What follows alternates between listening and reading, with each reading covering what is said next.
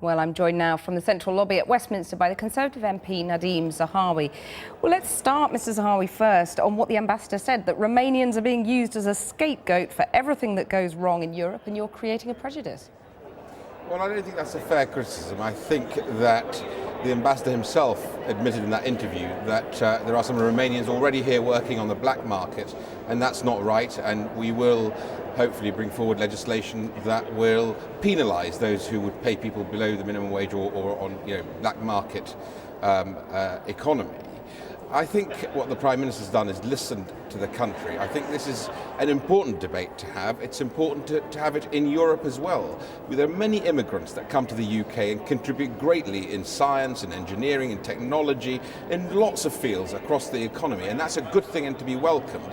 But what we don't want is a situation where people, British people, feel that people are coming here and taking advantage of our housing system or of the job seekers allowance, and that's what the Prime Minister was talking about to do in the short term. We're doing some stuff through the immigration bill already on health and on housing.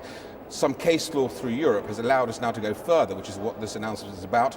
And we can go even further. In 2015, where we're the only major party saying we will renegotiate, with countries like Germany and the Netherlands actually wanting the same thing, maybe looking at restricting free movement and looking at ideas like GDP and so on. But let's be honest, the reason you're doing this is pure politics, because dozens of your colleagues, your Tory colleagues, amended the bill to call for the existing controls to remain in place for longer.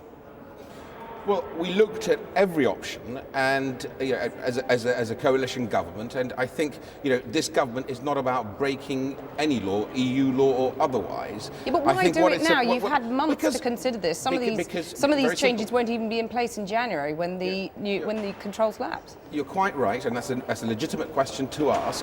Some of the changes we're making in the immigration bill will be in January, like the housing and the health issues. There's been some new case law in Europe which has allowed us to go even further, hence this announcement, and this will come on board as soon as possible. It doesn't need primary legislation. It can be done through secondary legislation. Okay, but you could have done it months ago. You're only doing it now because some of your colleagues are upset. No, we couldn't, because I've just explained to you there's some case law that's very recent that's allowed us to go even further. You asked a question, I've tried to answer it for you.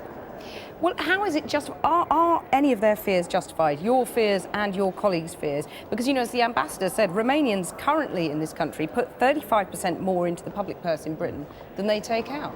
And that's to be applauded and appreciated, and we thank all those Romanians who are working very hard. He also said that Romanians are working in the black market. If I didn't mishear him, if you replay the video, you'll hear him say that, which is very worrying.